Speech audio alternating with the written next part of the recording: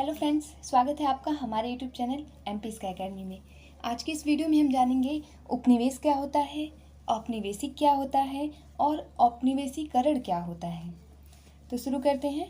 उपनिवेश जो होता है, जब एक कोई शक्तिशाली देश किसी दूसरे कमज़ोर देश पर, कमज़ोर देश वो रहता नहीं है, वो दोनों उसके शक्तिशाली होने की वजह से वो कमज़ोर देश हो जाता है।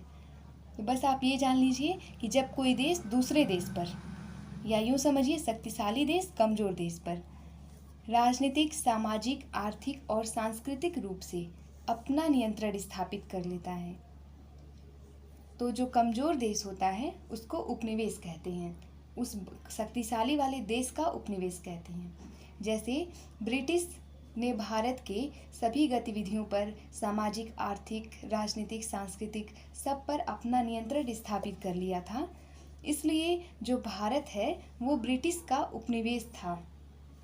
अगर उपनिवेश समझ में आ गया होगा आपको कि जो उपनिवेश क्या होता है, कि किसी भी शक्तिशाली देश ने अगर उसके सभी गतिविधियों पर, राजनीतिक, सामाजिक, आर्थिक सब पर अपना नियंत्रण स्थापित कर लिया है और अपने हिसाब से उसे चला रहा है, तो ये सब अगर ऐसा है तो वो उपनिवेश बन जाता है।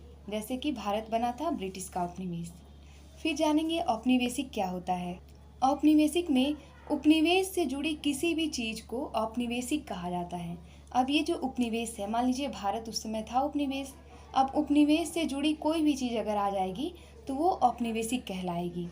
जैसे प्राचीन समय में जब उपनिवेश था भारत, तो उस समय की सरकार जो थी उसे हम औपनिवेशिक सरकार कहते हैं।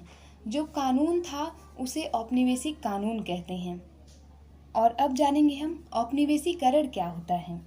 औपनिवेशीकरण वो होता है कि जब जो शक्तिशाली देश था या एक देश दूसरे देश पर जब इस तरह से नियंत्रण स्थापित किया और नियंत्रण स्थापित करने के बाद अपने हिसाब से सबको संचालित करने लगा, तो उसे कहते हैं औपनिवेशीकरण।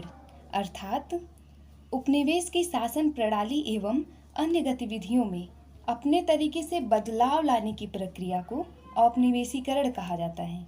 अब जो उपनिवेश है उसकी शासन प्रणाली हो गई या फिर जो भी गतिविधियां हैं, तो उन सभी पर अपने तरीके से जो बदलाव लाता है उस प्रक्रिया को औपनिवेशीकरण कहा जाता है। अब जितना भी बदलाव लाया है उस प्रक्रिया को हम औपनिवेशीकरण कहते हैं। उम्मीद है आपको समझ में आ चुका होगा कि उपनिवेश, औपनिवेशिक और औपनिवेशीकरण क्या होता है। अगर नहीं समझ में आया तो एक बार और वीडियो को देख लीजिए। अगर उस पर भी ना समझ में आए तो आप कमेंट करके पूछ सकते हैं कि आपको किस जगह पर आपको समझ में नहीं आया है। ऐसा कौन सा पॉइंट है जो आपको समझ में ना आया है, वो आप बता सकते हैं। तब इसे और भी बेहतर तरीके से समझाने की प्रयास करेंगे हम। इसी तरह की वीडियोस आगे भी आपको मिले, इसके लिए चैनल को आप सब्सक्राइब कर सकते हैं। धन्यवाद।